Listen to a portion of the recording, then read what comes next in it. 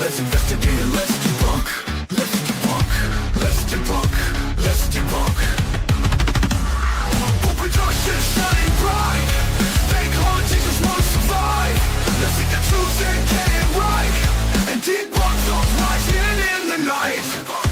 Let's debunk, let's debunk.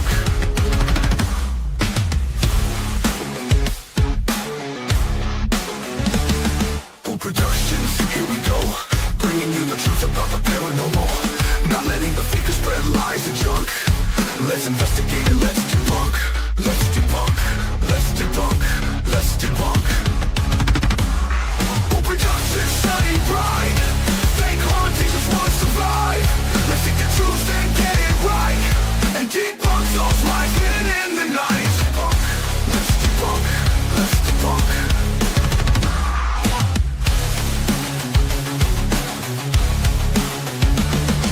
Productions, here we go, bringing you the truth about the paranormal, not letting the fakers spread lies and junk. Let's investigate it, let's debunk, let's debunk, let's debunk, let's debunk.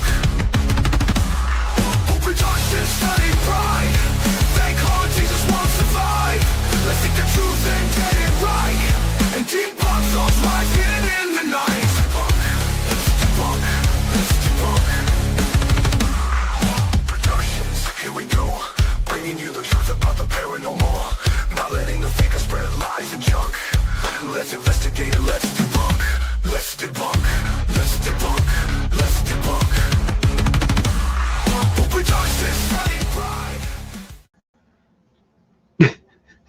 Now you're messing with it while everybody's on here. Hello, everybody. It is Monday night, which means Boo is in the house. Again, we weren't going to do it. I keep talking him into him. Yeah, I mean, we literally just got done eating 5 minutes ago. It was. I came home late from work though too. Yeah, you were late. I had a rough day. I have a bad hair day. We're moving. But that I can't do. Wear your hat. No, it's all right. Everybody can see my nasty pulled up hair from work all day. Well, let's say hello to the participants. Jimmy Hagan is first from Augustine. Is that where's Augustine? Is that St. Augustine. Okay, is that Florida? Okay, I don't know if it was Florida or Georgia. Hello, Jimmy. Welcome. Sky Talker is in the house from all the way over in Ozland. That if it exists, that's where she lives. Just saying. There's theories going around the internet. W. Collier, hello. You are very early, so you are number 3. Wisdom, how's it going, buddy? Wisdom did that song that we use for our intro music. So just so everybody knows. Pam Spencer, hello. Wandering Wenchie, hello. You got chapstick here? No. Why the hell would I have chapstick? Because I might have dropped one. Might have dropped what? I had a chapstick here. There might be one in that gray basket, but beware. Who knows what else is in there? Sir Pomp is in the house. Pomp, if you want to go to bed, buddy, by all means. It's what? 12:19 there in the UK. El Skipper, how are you? Caroline Saxby is in the house. Hello. Michael Burkeen, how are you doing? Mystic Meemaw, good evening. That was about or good morrow, as it may be. I don't know where you're from. Some people it is good morrow, I believe, to you people in the UK. Kat, hello. Can't watch right now. Yep, nope, no problem. We get it. We definitely came on at the last minute. Okay, I don't want to miss nobody.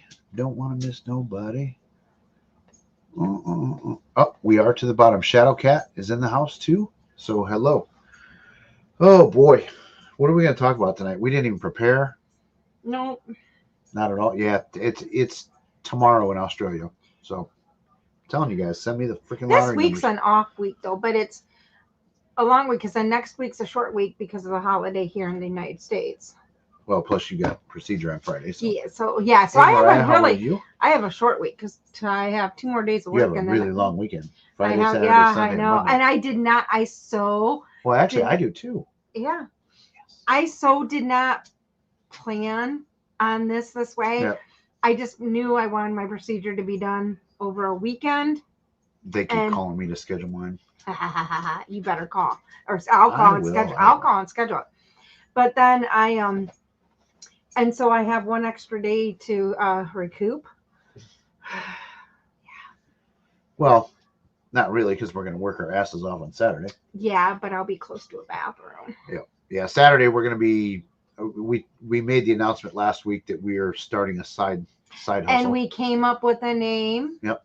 It's it's a regional name. It's a regional play off of a name, but hey Julie, how some are you? people that live by lakes might understand because they might get them. No other places. I don't know. Do they, or is it just? I think some lakes do around Lake Erie. I think it's like Lake Erie, but it might be some of the other lakes. Anyhow, we decided to go with Mayfly Workshop because in the summer, usually in beginning of June, about mid-June, getting about end of May, mid-June, we get these lovely mayflies, and they only live 24 hours. And they are like piles and piles. Like they come off the lake, so like your windows, if they see light or anything white, you'll get a gazillion of them on there. And they but some people call them June bugs. But if you see them, you know that the lake is healthy. The more you see, the better, the healthier the lake. So it's great when we have them, but it's sometimes it's gross when at one they stink like dead fish. Yeah, trout love them. And it's crazy because so apparently they get them at one point they literally had to. It got so bad one year they had to have bulldozers come in and bulldoze the streets because of underneath. Because what they do is they fly to the street lights and just drop and die. It's when their 24 hours is up. Yeah, it's crazy. Just and then you walk outside and you got mayflies all over you. And they're slimy. They stink. Are you saying that this project will be short-lived? What's that? Oh no, this project is not going to be short-lived. It actually no, we're moving our stuff to the shop, to our new shop. It's not our new shop, it's our in-laws garage.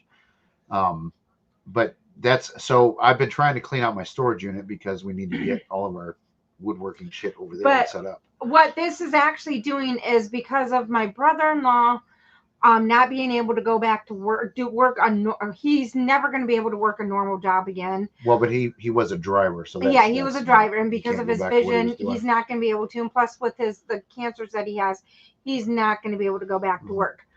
So then we got to think of Jeff getting older. Oh, really?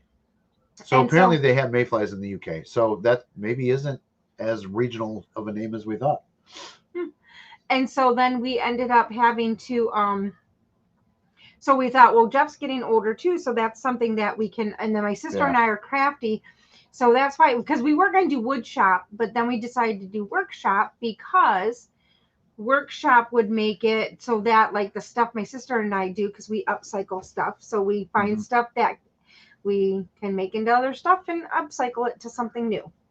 And I'm pretty like artsy too. Yeah. So I mean, I can see a piece of shit lying on the road and be like, oh, you know what we could do with that? I want to get into that.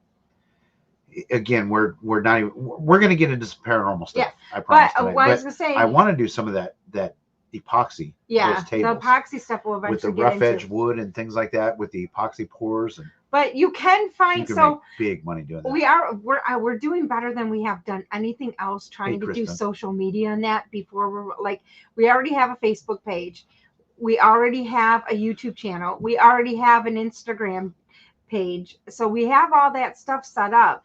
So and we've added to the Facebook and to the Instagram, but we have not added anything to YouTube yet because we're going to wait till we start making stuff to start doing videos and that. So apparently mayflies are worldwide. They have them in Australia, they have them in the UK, and they have them in Oregon where Wisdom lives. So wandering winter, this is funny. We still have been getting a mayfly here and there this year. They came late this year. I don't think we even got any in May. No, we didn't have any. End of June.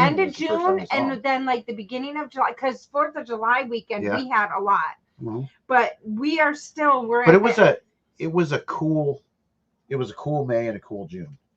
And then halfway through June, but then it heated up and it started getting towards after Memorial Day, we started roasting. Yeah. Today has been the first like really, really nice. Well, not Sweatshirt. today. We have sweatshirts Yeah. on. The first This time. is my kind of weather. It's like it's going to be in the 40s and 50s at night. Oh, and 70s everybody, during the day. I haven't taken a picture of Bert, but Bert's got a t-shirt on now and he's got his backpack ready Yeah, to he go went back to school. Yep. So, and then Yep. at the end of this month, okay, middle of next month, he gets his voice back. So he'll have his voice back for half of Yeah, she September. wanted to turn it on yesterday. I'm like, No, I it's- didn't want to do it yesterday. I said the end of, Okay. beginning of September. So This is way too early to be having Bert scream at people this is Halloween going to be stuff. great though. Our new neighbors have never heard Bert. And because their little freaking Frenchie dog, He's a cute little shit.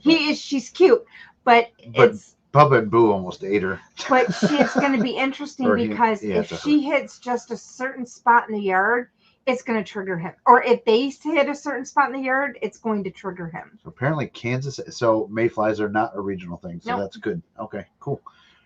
That's awesome to know. Oh, you want to see what a mayfly looks like? They're lovely. Oh, Pinky, you got to see the piles of mayflies. Yeah. That's Well, let's see a mayfly for you because they are very interesting. they don't bite. They don't. No, They're they just don't do annoying. anything. They're just annoying. They just come in and masses. stink. Oh, wait a minute. What the fuck? What? 4-inch long poisonous grasshoppers? What the hell? Ew. Yeah, that's not fun. Like, kill you dead poison or? All right. That is a mayfly. And they're like maggots with wings, almost. Pretty much. They're gross. just gross for sure, Julie. They're just gross. Yeah, and the only thing that's a plus about it is that when we do see them, we know that the lake is healthy. Yeah. That the river and the lake is healthy. There's since been we a live- couple times, in the last 10 years where actually one year they told us we couldn't drink the water. One year we had such Because a of the bad algae algae bloom that, and it was in the middle of dead summer, hottest summer ever. Well, it was a hot summer. So I remember we were doing band camp and we had to go and try to get as much water as possible. Could have been doing. Oh, with your kids. Yeah. Okay. I thought you weren't doing band camp then. With There's the no kids. way. Okay. And I mean, we were stockpiling it. I mean, people were donating water to us because the kids, and that was the first year I think our kids, It was it was so hot and there was like such a shortage of water. And at the hospitals, it was horrible. But the thing is, Because too, even at the because everybody was, hospitals- it was like the toilet paper thing with COVID. Because 2 days after this, water could be bought in mass anywhere. Well, But because that they were day- sending because I was Yeah. working at Kroger's at that Yep. time, and we were completely out of water all the time. But they were sending us like 4 trucks, just 4 semi trucks of water every day because you had no water. I mean, you couldn't bathe in the Yep. water, you couldn't drink the water, there was nothing you could do unless you had a swimming pool. That was your only way of getting into water. But it was a thing too where everybody panicked, and it was only for a couple days. It wasn't like and then after the fact, just like everything else, it wasn't as big of an issue as the city made it to be. Like it really, no one was in danger. No, up the road, they had it worse than us in Flint.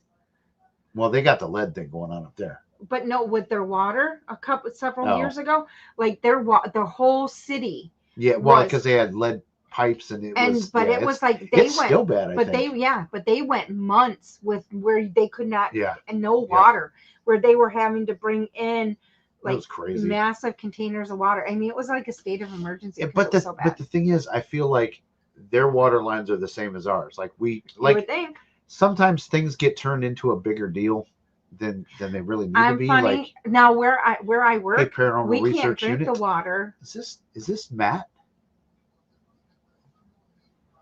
I don't Matt, is this you, Matt Benton? But we've had to Yeah, it is Matt. I do drink What's up, Matt? we get bottled water because I'm just funny about drinking tap water sometimes. And two, like really, if you think about it, if there was any danger, we're the closest to the water treatment plant, so we're gonna get. It's gonna be whatever by the time it gets to a lot of the parts. Yeah, of and the that's city, the thing but- too. That's what was hard too, is because people out farther in the city were a little bit a lot of farther out were able to like bathe in that, but like Yeah. us, like close to the water treatment plants, we weren't able to do that. Beardo, we had to wait. we can do whatever we want. I mean, we just have to blur it. Beardo, I just got done. I didn't finish the thing yet, but I love it when Beardo does videos on people. Like, I've got a big boner about Bob Larson. And so Beardo did a video today about Bob Larson. Oh, did Another he? one, yes. You haven't. Ooh, I didn't I'll tell have you to about go that one. watch. And you hit on a lot of the That stuff could be my drive home tomorrow Yeah. or my drive into work tomorrow. he hits on a lot of the stuff that drive me insane about that guy. And guys like him. It's not just him. Another guy that I wanted to talk about tonight, and I don't know if we've got any like investigators out there that, you know, are good at research and stuff like that, but I'm looking for the story on Father Bob Bailey.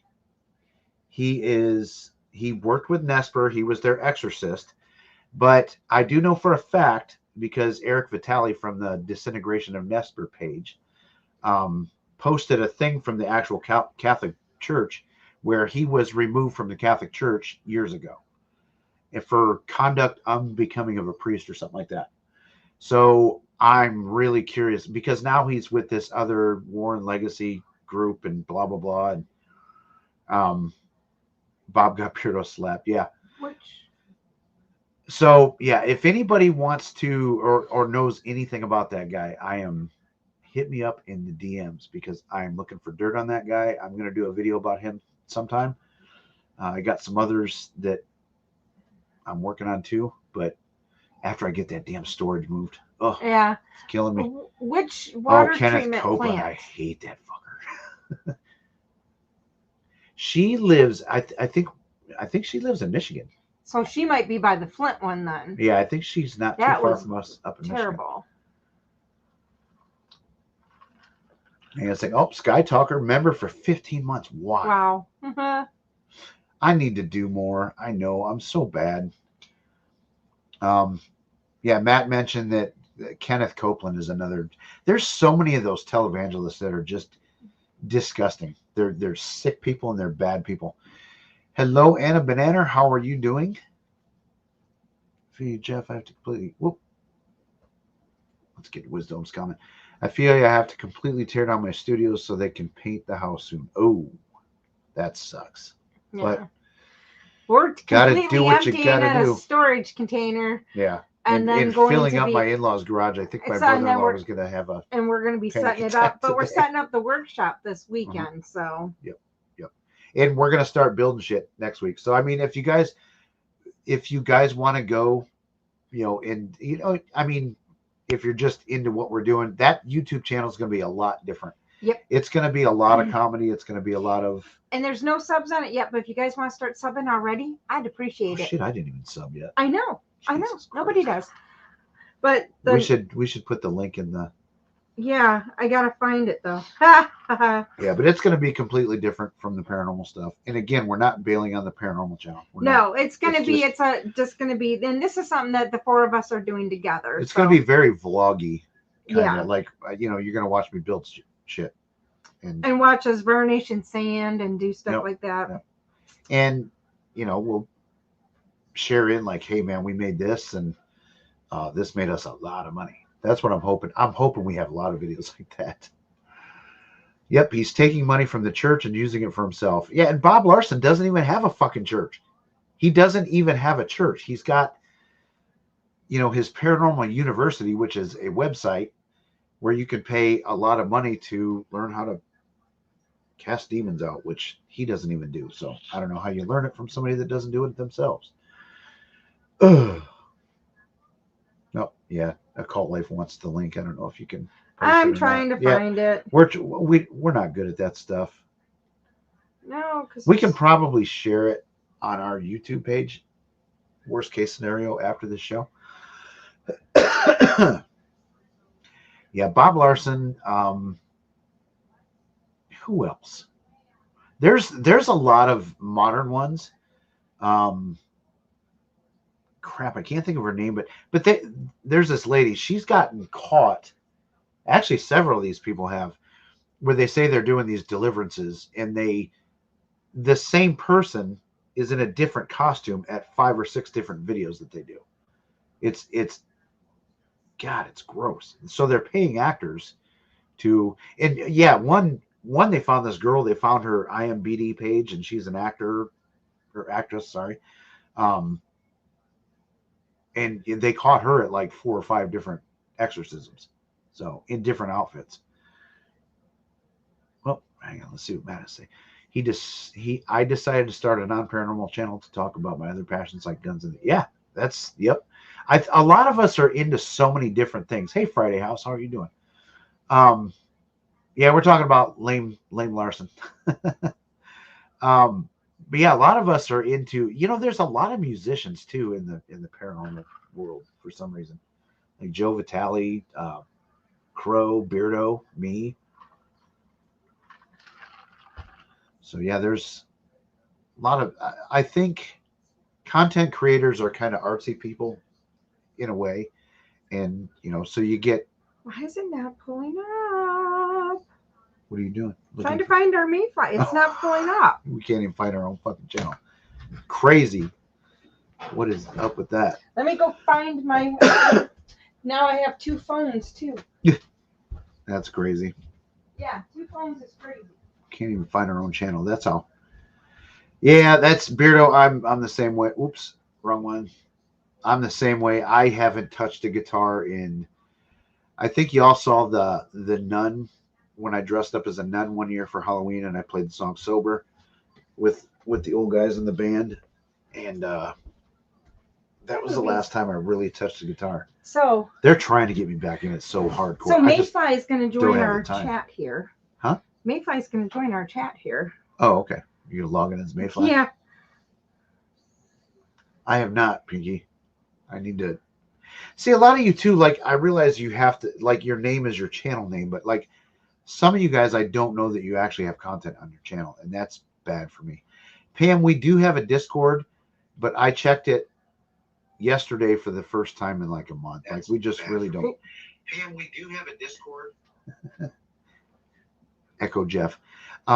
We don't use it much. There's so much to do. Here we are. Okay, so Mayfly Workshop. There it is. Let's highlight that comment. I'm going to pin it. Hold on. I got to get back on this one. Now pin that comment. Are you a mod? Yeah. On this channel, and then this one I am. I don't think I'm a mod on yours, am I? Yeah, you are. Oh, okay. I made you a mod. You can get no choice. I can ban people like. You've got no choice. Yeah, and everybody too. Dana has her channel, Mrs. Boo Productions Paranormal Toledo, on YouTube, where she's been doing lives every other Thursday. She did one 2 weeks ago. She had Wayne Dawson on last time. Oh, Wisdom pinned it. Oh, thank you. Right there. How do I pin this comment? He'll pin it. Wisdom, if you can pin that, go ahead and do that. That's what I was gonna do. It doesn't give me the option. I have to go back. I have to go on as Boo. So I gotta log out of mine. So flip over. I hope everybody by now has seen the movie Evil Unearthed. It was really, really good.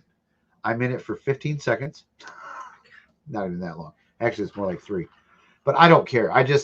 The fact that he used some of the camera stuff that I shot, I was ecstatic to be in the credits. It was about that. They were on the B-roll finishing phase when I got to go to the Monroe house. So now I gotta find those. But it's really, really good and really interesting and really cool. So if you guys have not seen that yet, rent it. It's on all the major things, I believe, so far. It's on Amazon Prime. Mayfly is. It's on YouTube. It's on and not the free YouTube channel. It's like you can buy it through YouTube. Matt, help me out where else it's at. It's not on like Netflix or anything yet. Okay. So it shall be posted. So that Mayfly is at the top. Yeah, Joe Vitale is involved in that project too. Hi, Bubs. Yep, Joe Vitale's in it. Kenny Biddle is in it for a minute. Yeah, it's really good though. Okay, here it is. It's in Prime, YouTube Movies, and Google Play right now. So there's plenty of opportunities to get. Matt, is that on DVD as well? Can people order DVDs? I don't even have a way to watch it, but I wouldn't mind buying one. DVD. Somewhere. a Somewhere, and DVD. does it work? Yeah, it's in the back in the drawer, in one of the drawers in the TV stand. Yeah, because we didn't have cable for a minute, so I watched American Horror Story. Because we had the whole Because thing. they had the seasons on DVD, and I fucking loved that show. That was an awesome show. That's one thing my girls, when they were in junior high and high school, they would read all the books, but then they'd have all the DVDs. But they'd have series. Oh, I didn't even know they made books. No, for now I'm just saying like the Hunger Games, they'd have that, but then they'd have the whole series, whatever was out. Yep. They had it on DVD too. So we had a lot of we had a lot of DVDs. Shit, we missed a shout out, damn it. Where? I missed one. I saw it and it just came back to me. There it is. Julianne, sorry about that. I didn't mean to skip over that. Almost ready to give Whoa. birth. What? Really? Oh, 8 months. Is that what she's talking Oh, about? okay. Scared me. I was like, what? I hope that's No, what thank she's you for referring being to. a member for 8 months. And yeah, I'm sure that's what you're referring to. Technically, yeah, because technically You gave me a 10 pregnancy scare. Well, pregnancy, technically, it's 10. You're almost pregnant for 10 months. Technically. Wisdom said, leave a good review on IMDb. Also, I'm assuming he's talking about Matt's movie. Matt and Joe. We can't forget about Joe. Beardo said there's way too much Joe in it. There's not as much Joe as you would think in that. He's obviously a big part of making it and all that other stuff, but and actually Crow won an award for the music. Sweet. 10 subscribers. Thank you. Oh, Michael does wilderness stuff too, so he's got a second channel. Didn't we talk about that before? If we did, my memory sucks. I think we If we did. did, I'm sorry. Because I think I said something about something, and then he was like, well, I kind of do stuff like that. About being naked and afraid. Okay, yeah. Apparently you can buy it at Walmart, Best Buy, Target, Barnes & Noble. Probably, I'm assuming you can buy it on Amazon since it's on Prime. So awesome, Matt. Matt, I hope, I think he's got stuff in the works for the next one.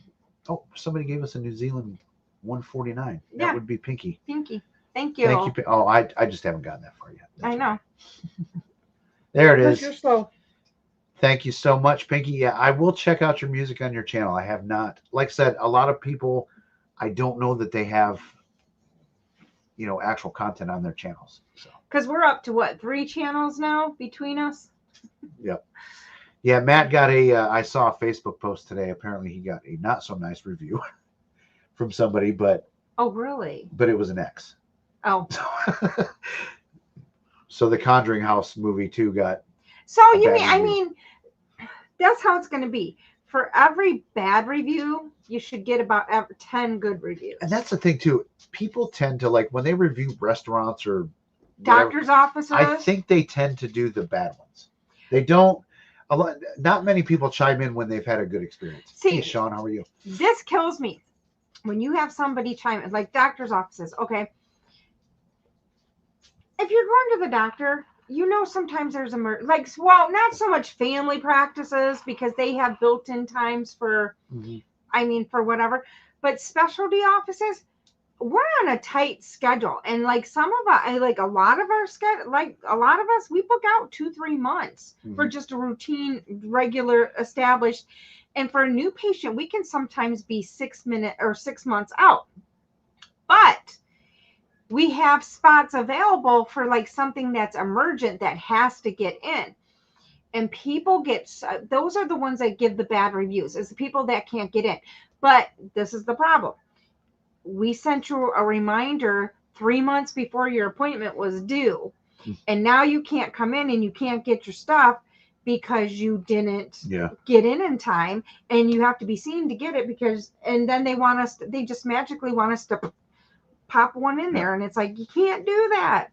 So going back to this, so yeah, the issue is she is spamming with multiple accounts that she's made. So I think that if you really want to help Matt out, go review it. And like he said, he wants honest reviews, but if you're interested in helping him out, give him a good review, and that will counterbalance the fake accounts that she's making Is this, to I've shit on seen it. this, right? Or no? We watched it on That's YouTube. what I thought. I was Yep. like, wait a minute. It was pretty good. Yep, we watched it. been a We while. will pay to watch it, but we didn't pay to watch it because we were members of Joe's channel. That's okay. That's Matt what and I Joe thought put it it was, up. but I was like, wait a minute. Yeah, for We did see members this, for right? like 48 hours. I'm terrible with like names, like remembering John, how are you? titles and that. But I'm like, I'm pretty sure I saw that. And I love the fact too. So we watched it after I went to the Monroe House. I love watching stuff where I've been to the location. That Like makes the it. Collingwood. Yeah. Except when twins went there, it pissed me off. But No, but like I'm saying, when we watched another movie, and then we picked up something because we're cool. familiar with, like, we're familiar with that place. Yeah. And that, and I got on a kick too about Brushy Mountain for a minute because I mean, you want me to go and there? Randolph too. Yep, I want you to go to both those places. I didn't feel like, I mean, Brushy Mountain. I think while we had some stuff kind of go on a little bit, maybe that we can't explain. I'm not saying it's paranormal, but I didn't feel like the only anxiety and stuff that I felt there was like hearing the horror stories of how they treated the inmates. It's gross. Like to have, and this wasn't like, way back in the 1700s. This was in the 1900s. The way they treated these people like slaves, man, it was bad. And how they would play games, they'd put people on the whipping post and they would bet how many lashes the person could Hi, take. Jenna. Another thing too, that what they called, what was the hole? I thought they had a different name for it there, but like to put 8 people in that cell, I kind of panicked for a minute when I was in that cell because I was like, God damn, 8 people in this thing. I just couldn't. Ooh. But I didn't feel like there was anything bad there or anything like that. I just, more of a sympathy for how people were treated. Jenna wants you to get up. Why? I'll probably have to go pee soon anyway. Hey, Candy, how are you? Thanks for joining. John Stupp is in the house as well. Guys, if I miss people. Someone found out it's all AI reviews also. Oh, Jesus Christ. See, we need to figure out this AI thing before we go all in because it's going to be a problem. AI is not going to be good in the end. It's going to be cool for a bit. It's going to help with a lot of stuff. But I think in the end, we're creating a monster. My opinion. It's pinned. And AI is probably going to ban us from the stream because I said that. I'm just kidding. Yes, correct. I did watch it was not finished for the audio. But like I said, Matt, I am going to buy that or rent it or something because I do want to, support people that I know that do stuff like that. So I will pay for that content in some form, whether it be an actual DVD or what. We'll probably just buy a DVD. Then we have the cover art and all that stuff with it. But you guys got to check it out because they found something. The place, there's something to that place. And it took them 7 years to come up with a few pieces of, a few things that were very interesting that can't be explained. It took them 7 years to find that. So when Twin goes in there one night and they turn, the Evil on Earth poster around and then they do their investigation and, 40, 50 things kick off. It's like, it's bullshit. But there's something to that place. I truly believe it. We didn't have anything happen when I went there. But there was just this feeling like something like was there, but it didn't want to. It just, no, I'm not doing this weekend. I don't know. It's weird, but I think there is something to that place. From what a lot of people say, it's a psychological haunting. Like it messes with your head. That's why that's a place I don't want Dana to go to. Which one? Monroe House. Oh yeah. I don't like, because if there is something bad there, it's gonna know to get to me to go after her, and I don't like that. I've seen her when she's been kind of gone after, and I don't like it. Yeah, that's a weird thing too. Apparently, in Canada, you can't sell a documentary or a video unless it's subtitled in French or some dumb shit like that. What are you watching? No. Are you watching our show, or are you just? Yeah, no. Jenna's sending. We're working on stuff. Well, because I got to get the stuff done before, soon, because I got to get the stamps. Hey, Steph. Hello. How are you? All right. How do I get out of black mode? What do you mean? For my phone, for my pictures. I don't know why it's doing that. Hey, Raven. Hello. Good to see ya. Ah! Oh, just moseying through the comments. Can I hang out with you guys? Oh, you want to jump on? Should we invite Matt on? We can. Oh, shit. We got to get headphones on. Give me a second. Here we go. All right, guys. Give me 1 second. I'm going to try and get him on here. Oh, Lord Beagle's in the house as well, apparently. I see everybody saying hello. Hey, Beagle. Oh, I like that, Jenna. So you guys are just having a conversation without... Yes, I wanted it small. Yes, that's what we know. Yeah. Yes. All right. Perfect, Jenna. Let me get the headphone gel. See this? Quick. If anybody needs a graphic designer, she did this. She made our logo and she branded us in less than a day. So I mean, she knows us though too. But that is our logo for the Mayfly workshop. She did that. We're going to get a brand, though, that I think is going to be one of her other designs. Like an actual brand onto the... Oh, yeah. This design, we're actually using this. A circle? No, we can do this. But I want a circle. No, the brand that we can do this brand and do it as a brand. Okay. Yes.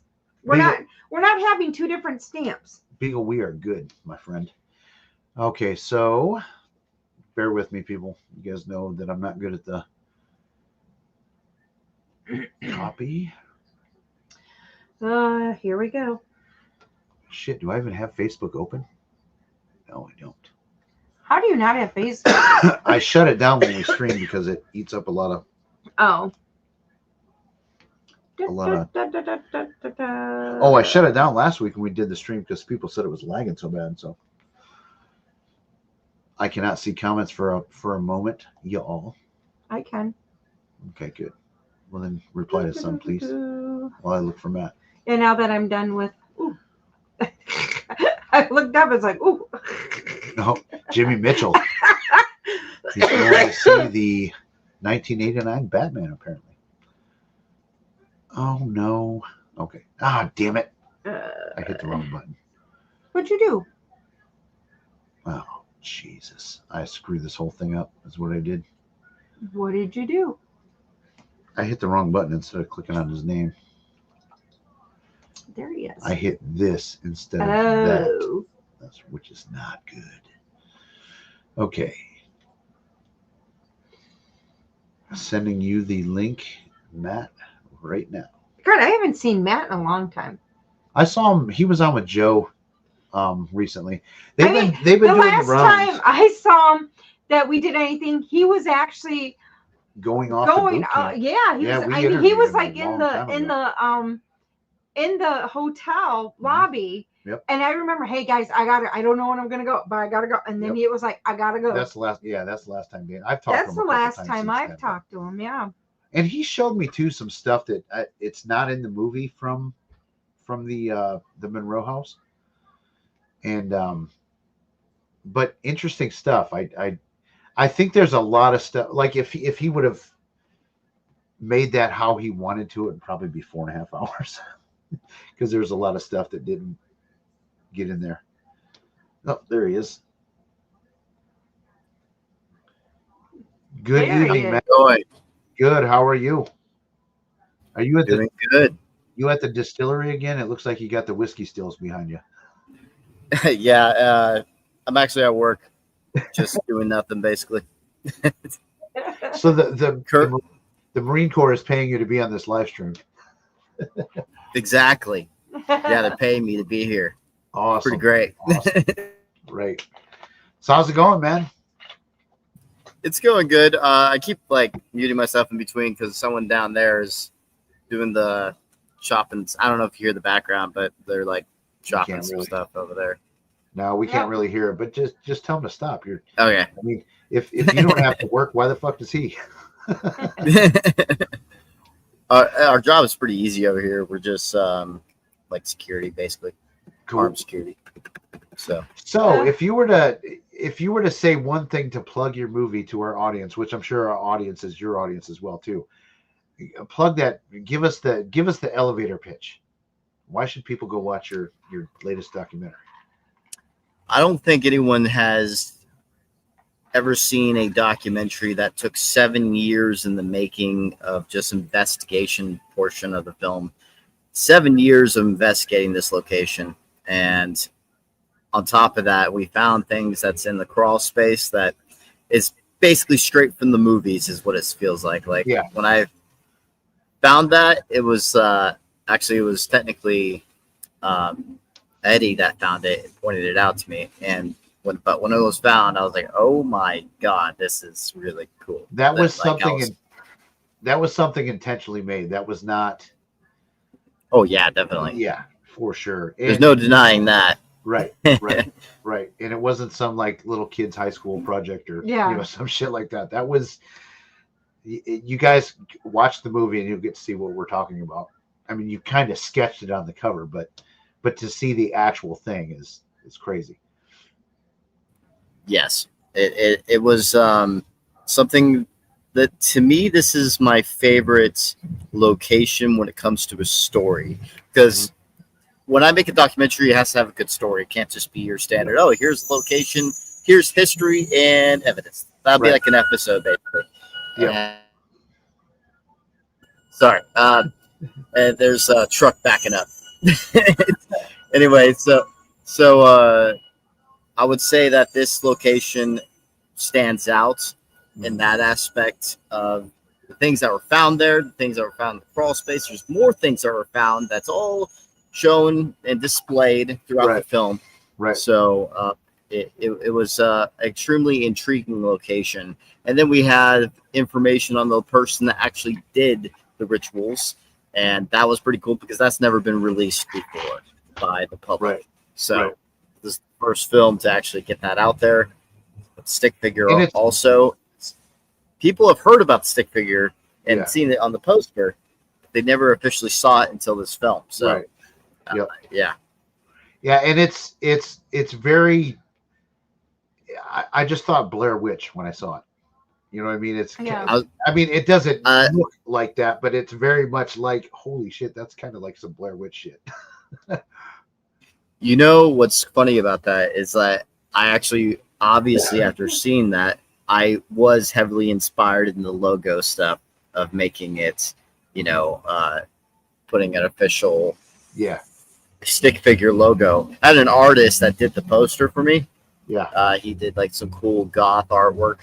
And he did the stick figure, and so I took that stick figure image. It's the exact copy, by the way. He copied it very well. He traced it or something because it's literally like an exact copy. And then he traced it, and then so now I use that for all the logo designs. And it was inspired by the Blair Witch, obviously. Because they put theirs within the logo also. But yeah, it was pretty cool. Pretty cool. If you were to, so obviously you had to, do a lot of cutting and editing and stuff like that, and a lot of stuff that happened there didn't make the documentary. If you were to make a documentary where you put everything in that happened with you guys and when Joe and Dawn went there and stuff like that, how long would that be?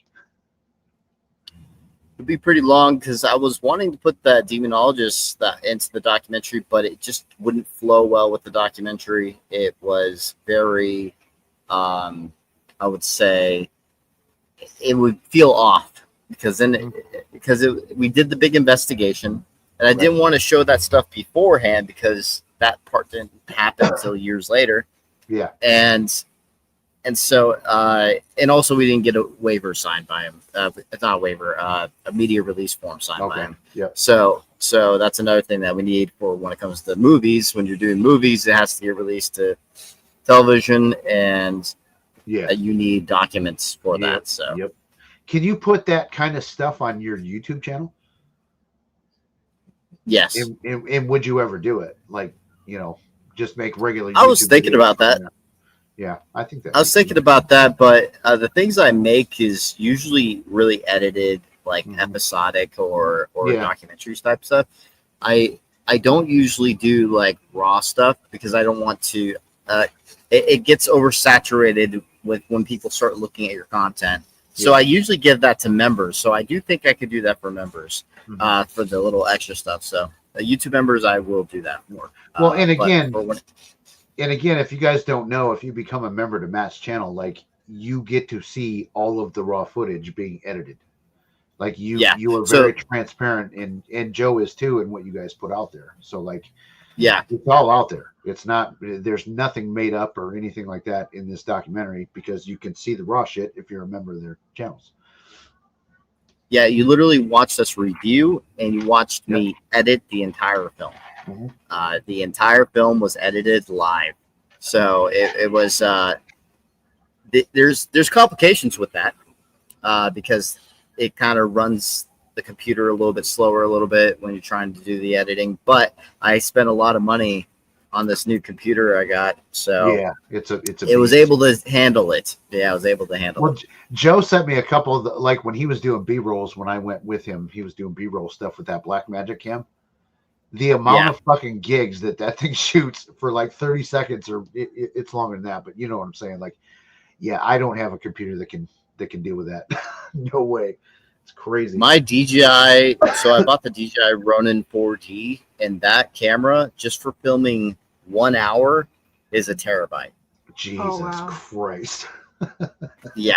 If I'm shooting in that's not even 6K, dude. Like, that's 4K. It could go to 6K, and then it's like 30 minutes per terabyte. Jesus Christ, that's insane. It is insane. But the thing is, like a lot of these, like Netflix requires, a certain, video quality and audio quality and all that shit. And I mean, and that's what you're trying to do. You're trying to get on the bigger platforms, and so you have to have that stuff to get there. Like, I can't do it. Yes, and when I get, maybe down the line, we'll probably get some. Here's the thing, though. Doing the way we're doing it right now, there's actually a lot more viewership and profit going to just a lot of streaming services instead of one big streaming service. Well, that's good. Because Hulu, for example, they would give you like around $50,000 if they bought a film off of you. So it's like, it really depends. So, you actually make more doing multiple services like Prime Video, YouTube Movies, Google Play, Apple TV, all those places. If you put it everywhere, Tubi and YouTube are actually the two highest paying ones when it comes to ad revenue. Oh wow, that's cool. Yeah, so I mean, oh shit, your buddy joined. And he's saying that there he is. Joe Vitale, how are you doing? We are talking about you, I mean, we're not talking about you, but we mentioned your name. Hi, Bob. So what? Okay, so everybody, go watch that. Go buy it. Support our people. You know what I mean? Like, I feel like a lot of people in this audience know who you are and should be supporting you. You're probably not going to tell us what you're working on next, but are you working on something else at the moment? Yeah, we already have things planned, and it's in pre-production right now. There's some other things happening too that I can't really talk about. No, then I'm also doing some in October. Can't really talk about. I have an NDA, so but I'm doing, a lot of things are happening for 2026. Just saying. In your opinion, the project that you're working on now, do you think it's going to be better than the recent one, Evil on Earth? Is it a better idea? So what I would say, it's a better idea for the third documentary. It's just that this location, the Evil on Earth film, I don't think can be topped when it comes to its natural story. Right. It's going to be hard to top it, I should say, because the story of that location is just insane.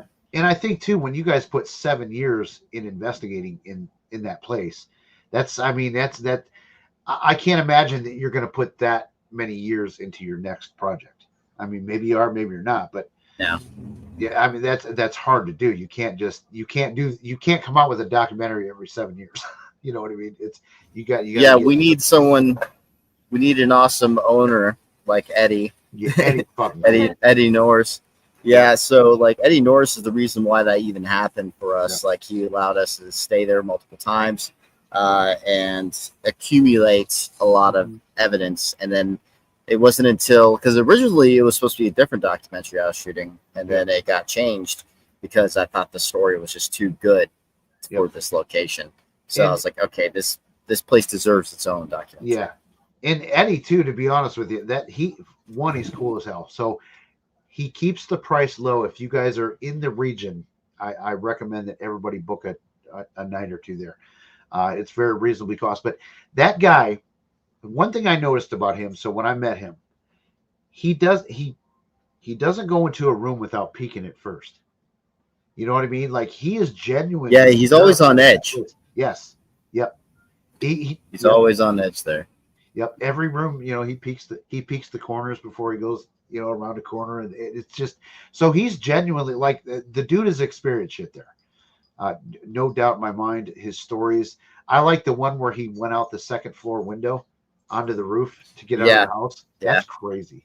That is crazy. My favorite story of the house is when the police were called because someone was hearing screaming in the building, but someone called the police. This is before it was open for investigations, by the way. And so at least I think Dig Paranormal was the only team at the time that was actually investigating the place, but not during this moment. It was completely empty during the moment. And sure enough, someone called the police because they were hearing screaming, like a disturbance inside the house. And the police were about to break in, but then Eddie got there in time to let him know that don't break in and stuff. I'll be there in a moment. And so no need to. Then they went in there. Yeah. Then they went in there. Nobody there. Yep. So wasn't there calls also because people were seeing people inside? I thought that was a story too. Upstairs. Yeah, upstairs. So they were called multiple times. Yeah. Apparently. So very interesting. Crazy. Now it's a normal location to investigate, so it's changed now when it comes to. Well, he's got the windows plasticed off and stuff like that. Yeah, so that's the reason why he did that originally, because he was tired of getting phone calls about it. Yeah, yep. And he's, so he's putting work into that location too. Like he's definitely upgrading it, remodeling it. He's not just letting it rot. I mean, he bought it to flip the house, and he was going to sell it until all of these workers that were being hired to go do construction there were quitting because of personal experiences they were having. And so they're quitting left and right. And then he started having personal experiences there. And then it was Mike Diddy that kind of talked him into maybe you should just have this open for paranormal research. This location, and that's what they do now. So now it's turned into he's trying to turn it into a museum right now and also keep it open for paranormal research. But he's been sometimes thinking about closing it down because he thinks it could be very dangerous. Yeah. So but he's got to look at more what you guys did versus what Twin did. The twins and shit like that. I mean there's a lot of YouTube everything up. I have to go to the bathroom real quick. No. Okay. I have to. It's not an option. No. I will be right back. You and Dana can chat about the movie. I can't help it. He does it all the time. Do you want me to piss my pants? Because that's about to happen. Let the man go pee. But then he knows what's going to happen. Oh, God damn, dogs are in the way. What? What's going to happen? Hey, I'll just talk to the chat for you. I thought for sure she was going to get up. Boo was going to get up and jump in the chair, but she didn't. Okay. We got a lot of people in the chat. And a lot of familiar faces. Oh, that was weird. Was that at your end? All the noise? Yeah, I'm playing with okay. So is Sky, I know in there, Sir Pompano. Yeah. Does anyone have any questions or want to ask them something? Because it's not my channel. Yeah, no. So I know I was kind of like I was kind of upset that I didn't get to go when Jeff went to, but then after he told me some of the stuff and when he was there, I was like, I got like a bad vibe. I'm like, I'm kind of glad. I even messaged him at one point and like, I'm glad I didn't go because I don't think it would. I think I would have not been okay. So it was really, and he goes, yeah, you would not have been okay. So I was like, okay.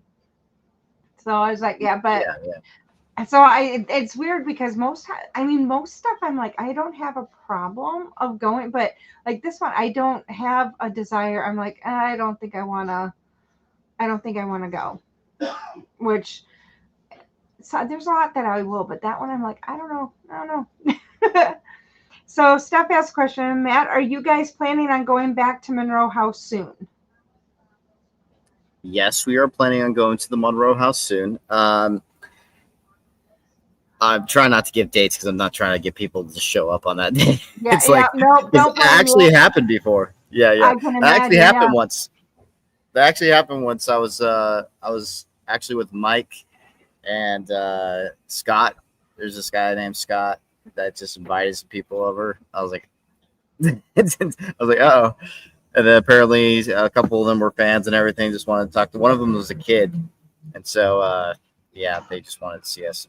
But yeah, like I love doing that. But when you're trying to shoot, it's time. Time is like an essence because you have to get a lot of shots. So yeah, we've learned you don't ever tell anybody when you're going.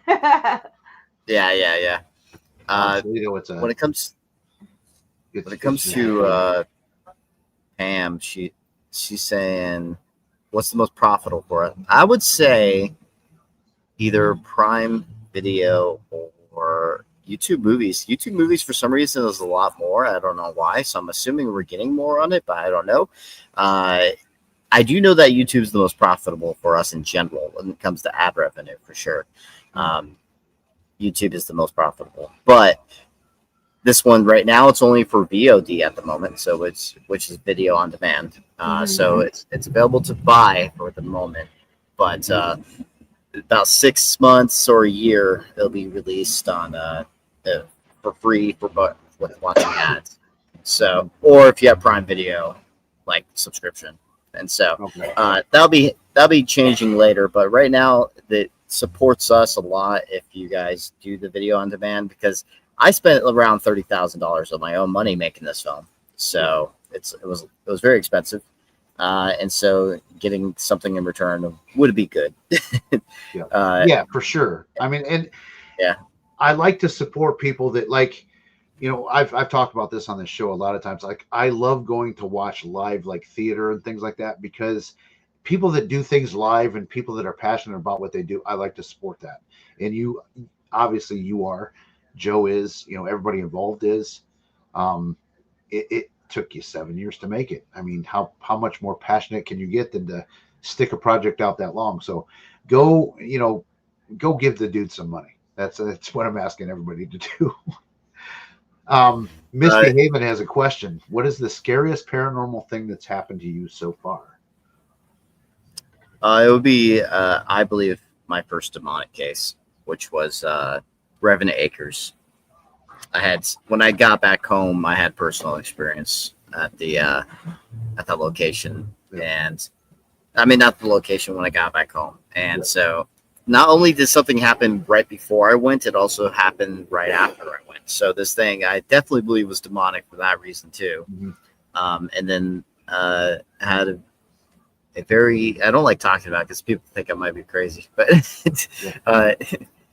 because it's more of a personal experience. We've had, so we had one, it was about a year ago when we talked to that one lady. I don't know, did I send you that raw video of that interview where the lady started going after Dana?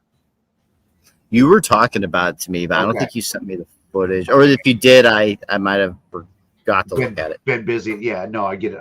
Joe watched it and he's like, there could be something to that. That was in some parts of that Came full interview, circle.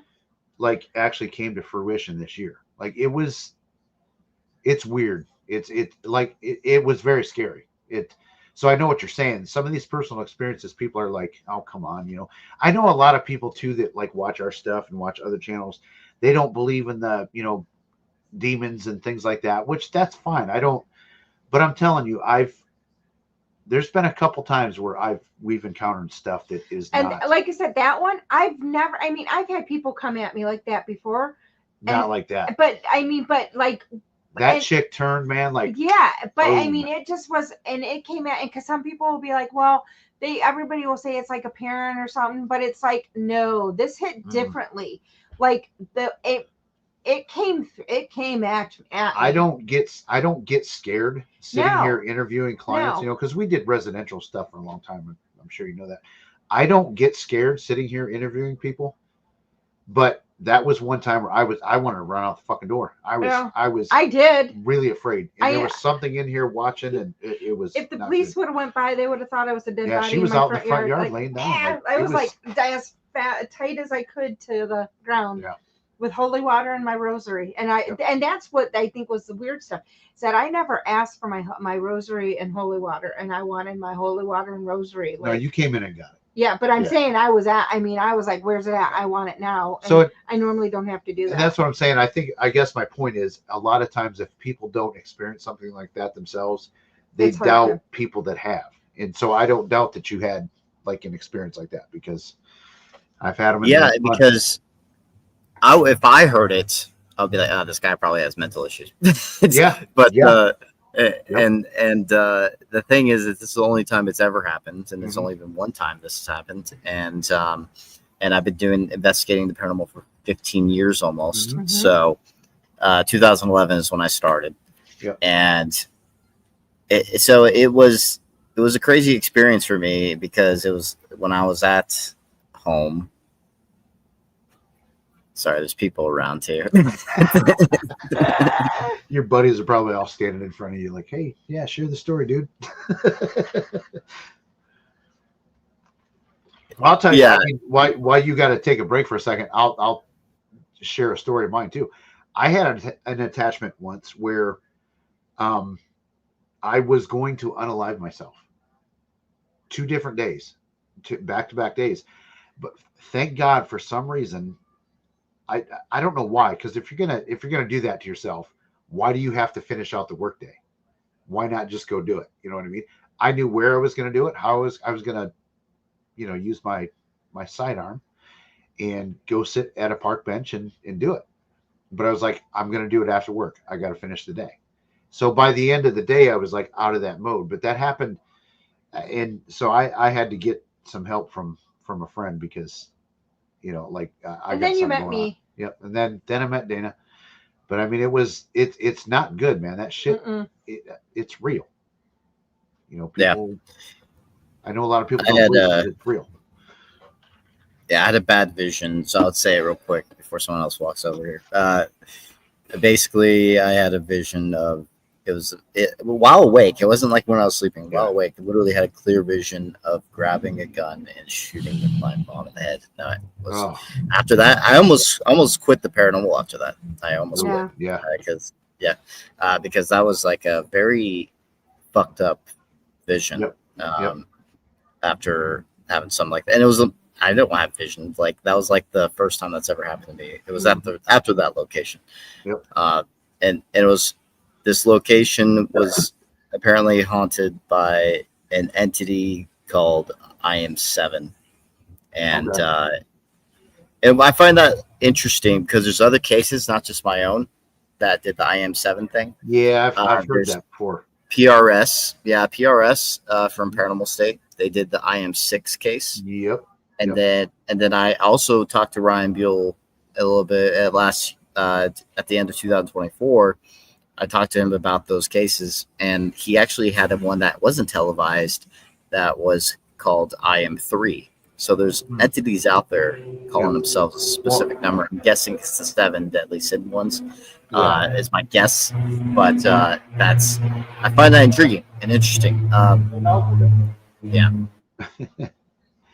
So Sage Rat has a question. What was the scariest part of your documentary there?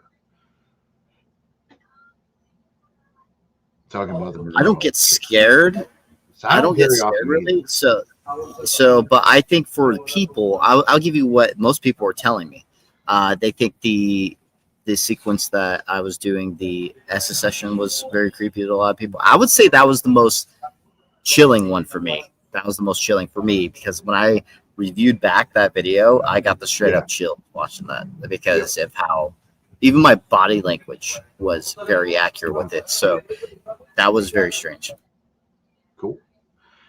Sir Pomp says, Matt, is the Monroe House the most haunted location you've attended? And is there anywhere over here?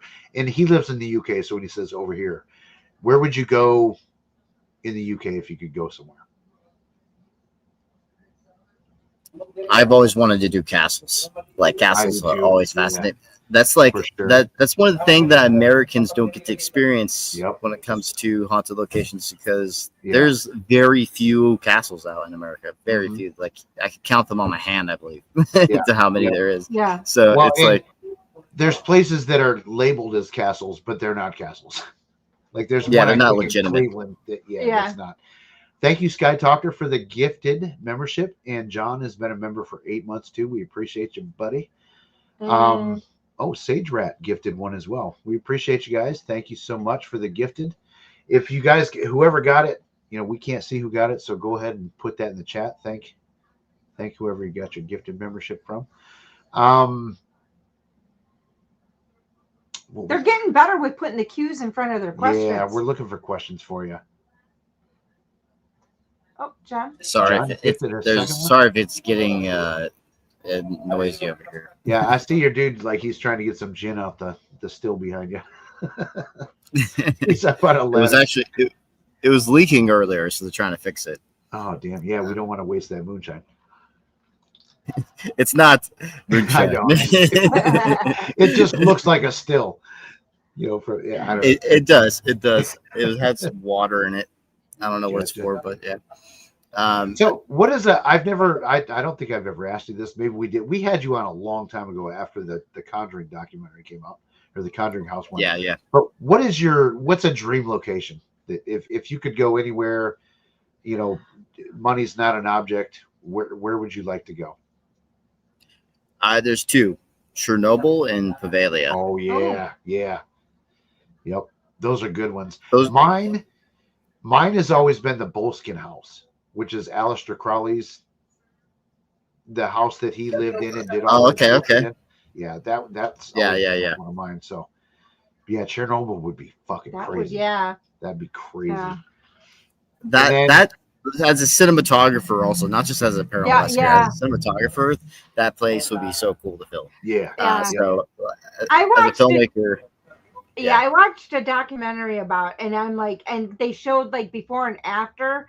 Yeah, so I see where he would be like. Well, there was for sure wanting to go there. There was a good movie about it too. It was a fiction movie, but I think they actually filmed there. It was kind of like they were there. It was kind of like they were shooting a documentary. I know what you're talking about. It was called. I think it was called Chernobyl. Actually, I can't remember. Yeah, Chernobyl Diaries. I think. Yeah, something like that. Yeah. So really I do remember.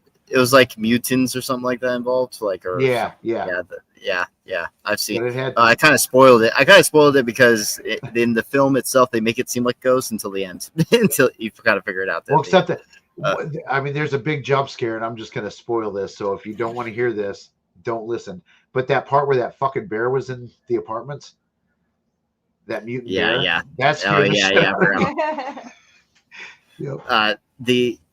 I believe it is, yes, because here's the thing. I think it's more than just entity related. I think it's also the fact of residual activity also. And that place had a story, had a lot of emotional heights during that time. There's that. Literally, it was a very populated city, then instantly evacuated all in like a few days, like very quickly. So that place, I think, has a really cool vibe, and I really want to film there. So. James has a question. What was your best investigative debunk that happened at, he says on site, I'm thinking Monroe House.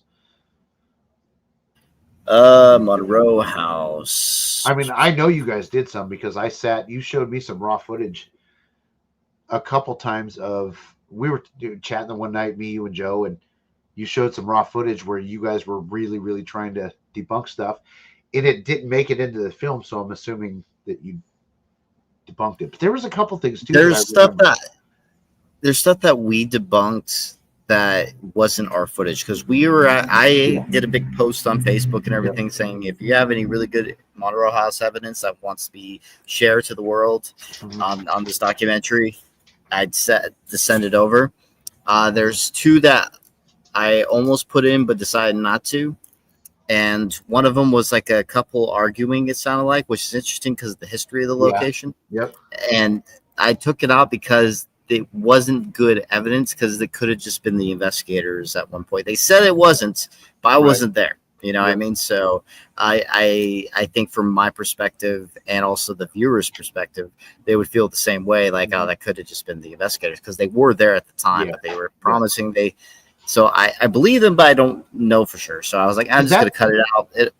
Was that the one with the camera pointing down the hallway? Or was that a different one?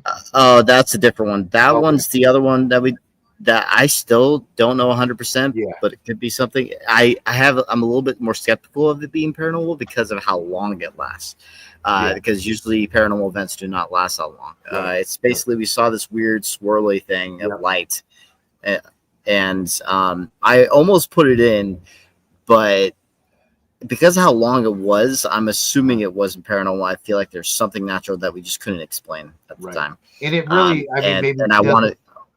it maybe doesn't fit the story that you were, not that you were making up a story, but the story that you were telling in the documentary. I mean, it just, like the arguing one did fit the story, but the issue is, the issue with that is that it like I said, it could have just been the investigators. And so I didn't think it was a good enough piece of evidence to put it in. And it didn't flow well either. Joe says he debunked it. He believes it, but he never officially did it. So I don't think it's officially a debunk until you actually go recreate it. So it's a assumption at the moment. It was light coming in from the side, is what he said. So I wish I remembered the video clip more, but so that is Joe's. I just sent it. Yeah, I don't really know, to be honest. I would have to go. Is that it? That's a plane, isn't it? It sounded like a plane. Yes, that's a little clue where I'm at. Okay, I was just gonna say my daughter's in the Air Force, so I'm like, wait a minute, I know what kind of plane. That sounds like a plane that I'm familiar of listening to. So, hey, so what's Tom going on about? Oh, is he talking? That one's first. Okay, Shadowcat says, "Do you believe Chernobyl is really haunted?" I believe you just answered that, but I have to pee again. I'm sorry. Oh I'm my over gosh. fucking 50. I can't help it. I'm over 50 and I don't pee as much as you, and I'm a worse diabetic than you. Oh my goodness. I don't pee during the day. I save it for the evening. So here's a question and a comment. I have wanted to investigate, but I don't do jump scare and situational fear well. Do you think someone more prone to react gets more interaction because they are easier to target? I think psychology has a big factor in the paranormal, and I think that if you have more fear or more excitement, or a bigger believer, I should say, like someone that's just like straight up all believer and everything, not very skeptical minded person, I believe those kind of individuals do get more activity, because I think of the intent they're putting into the investigation is what somehow activates it. Or I'm not saying it's entity based. Here's the thing. I'm 100% about paranormal existing. I'm not 100% that it's all ghost.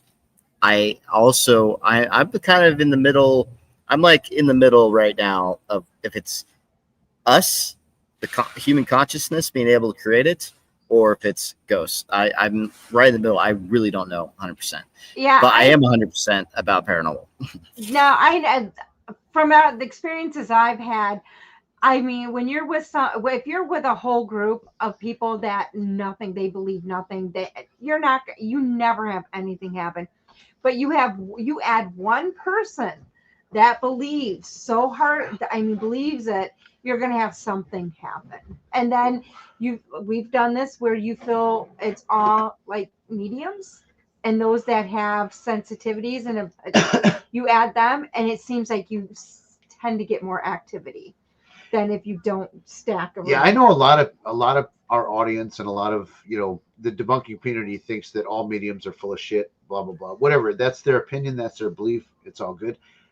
I know some, in my opinion, I know some real ones. And when you stack these people together in an investigation, it's fucking nuts. Yes, that's the thing. So here's the thing about this whole theory. If let's say this. So I know there's some YouTubers out there that are just not very skeptical. Like, they're not critical thinkers. You know what I mean? They just 100% believe in it. Like, they're all for it and everything.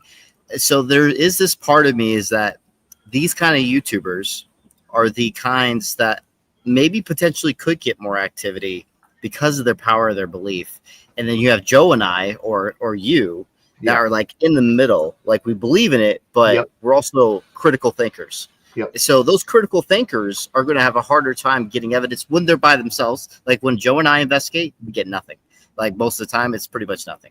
And then if I investigate with someone like Eric Connor, who's that 100% believer, he doesn't fake or anything, but he's that 100% believer, and he's not the biggest critical thinker, to be honest. But so I get more activity around someone like Eric or another people I've collabed with that don't fake, but they are a lot more. They seem to get So I think psychology is a big part of this.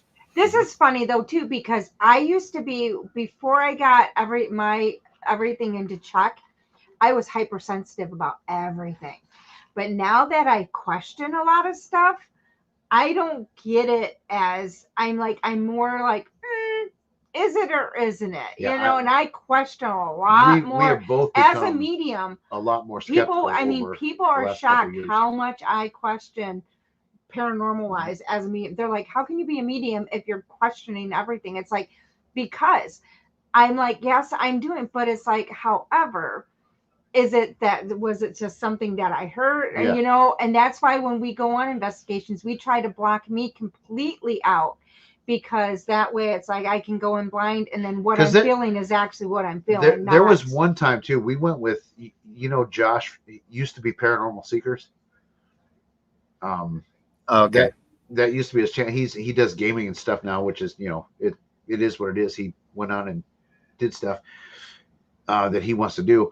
But we went in investigation with him. Nothing happened that night, but there was a story that me, Josh, and another guy that was there with us told us beforehand about a murder that was committed around that area, like right next door. And people thought that the cops actually searched that building because they were looking for a body and stuff. They didn't find one there, but she caught the name, caught kind of the, details of the story without ever being told the story. And the thing is, and I know, and viewers, I love you guys. I know a lot of you guys are skeptics, but the problem is we can't really talk about it because people are going to say that I told Dana the story beforehand, which, you got to take my word for it. It's funny because like when we're doing stuff where I'm going in blind, I only know we're going somewhere, but I don't know where we're going. I don't get any information about it. I get nothing. So I'm like, I'm out of loop. So, cause Jeff will be like, hold on, Dana's coming in. Or hold on, or everything's through text message. So I don't hear, see nothing. And it's just how we do it. But we don't, because it's like, and it's not like I'm spot on all the time. It just happened that was not, that's the thing. That's what people need to understand is that mediums are not like automatic 100%. No. They aren't. Nope. They are just more statistically going to be more accurate than they normal guess. And that usually, and that's interesting. Like there's some mediums I do believe in. Michelle Belanger, I believe in Rebecca Kirschbaum. I I think they have some gifts. But there's some like they're just statistically more accurate than a random guess is. But there's some like, you know, and I'm just God. I mean, no one's gonna care. But like Selena Spooky Boo. Oh my god. Like she is so confident in every fucking thing that she says. It's like you're not believable. I don't think you're a medium in any way. The ones that I know don't like no one will know who they are. Mm-mm. You know what I mean? Like I mean people the ones that I been like these people got some shit that I can't explain that you know no one will ever even know who they are. But it's because funny they don't too because do we it don't for YouTube. advertise it. We don't put. We don't. I mean, we don't publicly. We don't do go our out investigations with Dana like going in there and No, doing and her shit. it's We funny just don't do it that way. because when we do, like when we're doing, okay, it's funny because we'll get a case come in, and I might be the one Mike, doing ooh. intake, but it's like I'm usually it's for Togs that I'm doing it for because when it's our cases, I don't do intake. Jeff does, but we'll be doing intake, and we don't tell them who the medium is in the group. We tell them we have a medium, but we don't tell them who the medium is in the group because then they follow that person around the entire time. Yeah, they and that's all be, they want to talk to. yeah. They don't give a shit about the skeptics. They want to follow the one Mhm. that's going to tell them what that dust orb was that they caught in the Yeah. blink camera. So You know? we just don't tell. We just don't publicly say who we are. And it's funny because anybody that we do residentials for, they don't watch our YouTube stuff, so it's like they wouldn't know who we are, who's who. So I mean, some have. some have after the fact, but but we don't. I mean, we don't. Really, Have you ever done residential cases, or have you primarily done? Yes, I What's have your done thoughts on residential that? cases. So here's the thing: in my experience, this could be different for other people, but my experience most of the time, it's people that you're dealing with are people with psychological issues, and or drug issues. So 9.5 out of 10 times. I think out of our Yes. there's a hand I can count on one hand that we actually did help people from a residential case because there was actually something seriously going on that wasn't with the. I mean, of all the cases we've done, I mean, maybe 5 that I could say that we actually did help them because there was something paranormal going on. And the problem that happens too is that when you start telling these people, like, look, I really think, you know, I'm not a doctor, but I think you should probably go get checked out. You know, this could be trauma. This could, you know what I mean? They just, okay, fuck you. They move on and they find somebody that will tell them exactly what they want. Jesus Christ. They find like Paranormal Nightmare. You got a demon in your house, you know, and then they're happy. It's like, it's fucking weird. Or they pay people. And that one drives me insane. Yeah, because there's no experts in this field, so no one should be getting paid for specifically the investigation. We get paid for our filmmaking, not exactly paranormal. Yeah. So that's different. But when it comes to like, oh, I'm going to be a client, if you're trying to go to a client case and they're asking for help, the most you should ask for is maybe just gas money. That's it. Yeah. Just so I could get there. That's about it. That's like the max I would go. I would not be like, you have to pay me this money. That I would never ask because I've seen it. I've seen like someone actually even promoting it once. Like, oh, $500 for this one. I was like, are you serious? I was like, what? Well, there's no experts here. I mean, take what we were talking about earlier when Bureau came in, Bob Larson. Oh. That fucker charges $350 an hour for a Zoom call to do an exorcism over the phone. Like, that's insane. Oh, that's another thing. I also don't promise anything. All I say is like, we could possibly maybe give you some closure to maybe some more evidence. Seeing, so you know that you're not crazy or whatever, like whatever you're experiencing, we could maybe capture some of this stuff. When it comes to video and audio, that's the only thing we can say, because you don't know if you're going to get anything. You don't know what it is 100%. No one will. It's you can give your advice or what you think it is, but it's all theories is the issue. That's what the paranormal is mainly. I guess my favorite ones are the ones where like people are having stuff going on and it's like at the end of the day, like I can't, and you tell them this, I can't prove this to you. I don't really, but it sounds like maybe it's your mom, you know, and then they're actually like comforted, like, oh yeah. You know, when you explain it to them, like what's going on, it's like no one's getting bit, scratched, punched. You know, none of that shit's going on. It's, you know, like you smell cookies or some shit like that. You know what I mean? It's like a familial thing, and a lot of times people are like, oh, that's kind of cool. I'm not scared of this no more. And it's just those are the ones that are good. It's like you said though, man, those people that have mental health problems and drugs, those ain't fun. Yeah. Those are not fun. Oh yeah, yeah. The thing is, I actually had investigation, not to name names or anything, but I've had investigation where we did capture evidence, but also I think she had psychological issues. Mhm. And so, but sometimes that kind of goes hand in hand sometimes, because It I does. think that is sometimes the agents of sometimes the people is an agent of some kind when it comes to paranormal activity, like when it comes to, for example, your poltergeist case. Poltergeist cases are, there's always an agent. You like Yeah. 99% of the time there's an agent of some kind, and that agent is a specific individual, and it's usually someone either going through a teenage Yep. girl going through puberty, or someone going through menopause, like something's changing with them, or going through like some kind of mental crisis. It's not only women, but it's statistically more often with women when it comes to poltergeist cases. And so it's interesting, because then that goes into the psychology theory again Yeah. of what I've been talking about. So I do believe I'm 50-50 with it still to this day about if it's paranormal or one second. You're playing, right? Well, and that's what Wisdom's saying. He's like, do you feel psychological disorders can open someone up to real paranormal experiences? I don't know if you could hear that question because I think you're distracted, but I'll answer that. I do think it does. I think you are open to having paranormal stuff when you've got drug issues going on or psychological problems. I think that does open It does open more. you up. I don't know why. That's my belief. So yeah, I agree. I 100% believe in that, and it's interesting because the more and more I do this, the more and more I'm like, is this like a lot of this is just being psychological related? Because the same thing you mentioned, that the more skeptical you got. Sorry, what's your name? What's Dana. I don't Dana. So when Dana got more skeptical, I started noticing the exact same thing happen to me. When I got more skeptical, less activity.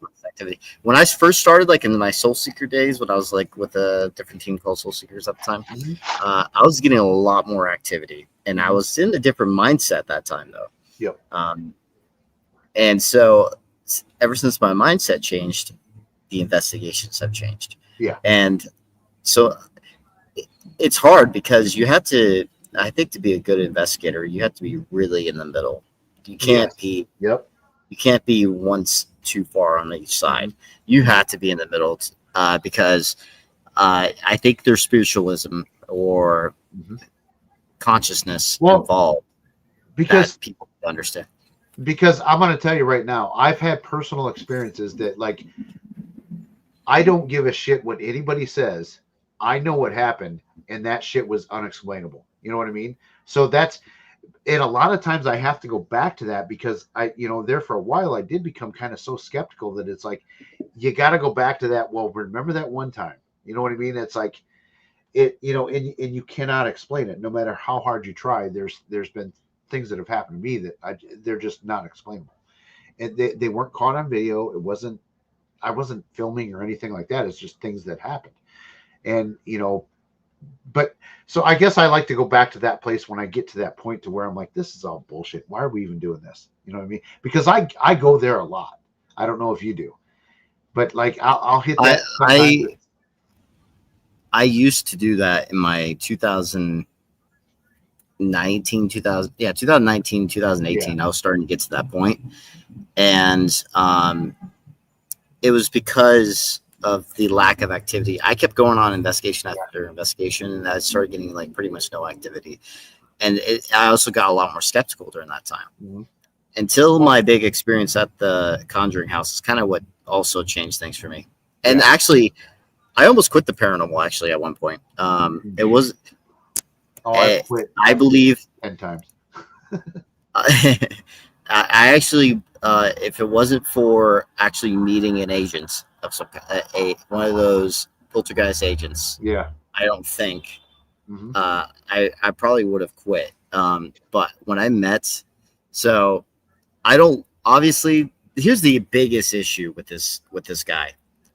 So I do believe paranormal poltergeist activity happens around him, but the biggest issue is that he is also one of those people that wants attention and is faked. Yeah. So, and now he ruined all his credibility. Yep. So even if he does capture great things, Mhm. it's ruined. It doesn't matter. It's tainted. Yeah. Yeah. Yep. It's already tainted. And so, when I went with Patrick, I had the craziest fucking experience of my life when it comes. I witnessed real poltergeists all over the fucking place. And so that was at Lassen County Hospital. It's on my channel right now. That location, and I don't think it's the location. I think it was Patrick. Just shit ton of things being thrown everywhere throughout the entire night. It was my first legitimate poltergeist case, I felt like. Yeah. And so that actually woke me up, and I was like, okay, it brought my interest all back completely. Yeah. And I was Well, like, okay, that's cool. So we almost took this case. It was a case, of course, it was, supposedly demonic, whatever. But somebody had gone into this lady's house. And in my belief is that they went in there immediately. They're looking for demons. We got our K2 meter out, our crucifix, we're saying, do you not bow to God? That's the questioning that's going on within 2 minutes of these people being in this lady's house. So it's all focused on demonic. And the K2 lit up, so it's a demon, blah, blah, blah. So they worked this client up into a frenzy that a light bulb blew up, and at the same time the TV turned on. And it wasn't faked. It was just, it wasn't for YouTube either. But I believe that they worked her up to the point where she caused that to happen. It had nothing to do with a demon, because she is. Yeah, I agree. That's definitely a case. Yep, I followed her for a while, and she is very fucked up. But her mind. Interesting, because I do believe there's these PK agents out there. Mm-hmm. Yep, I really do, and I find it very interesting. I'm very intrigued by it. I think science can solve some of these answers better. I really do. Yeah. It's just that we need the funding for it, and and we need the right people in the right fields trying to discover it. I don't think we're doing that right now at this very moment. The most scientific data that's being used right now is probably for that show called Skinwalker Ranch. Yeah. And have you ever? They're not studying the same things I want them to study. I want them to study the psychology thing, but they're not doing that right now. They're trying to do other things. Yep. And so I'm like, God damn it. So have you ever? Have you ever seen that documentary called Parasense: The Naked Experiment? Oh, that one's. No, I haven't. Oh, you have. I'm telling you, dude. Write that down and look that up. It's on Tubi. Parasense.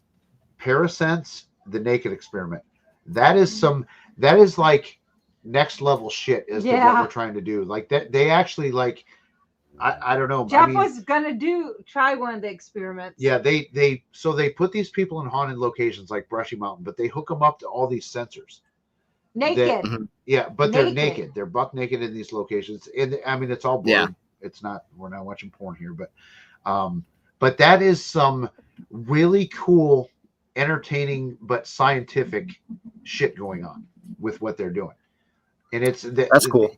There's actually a scientist involved from, I think, USC, University of Southern Cal, and then a paranormal investigator and documentary guy. There's a lot of people involved in it, so it's really cool. You should look that up. It's definitely worth a watch. I think I won't.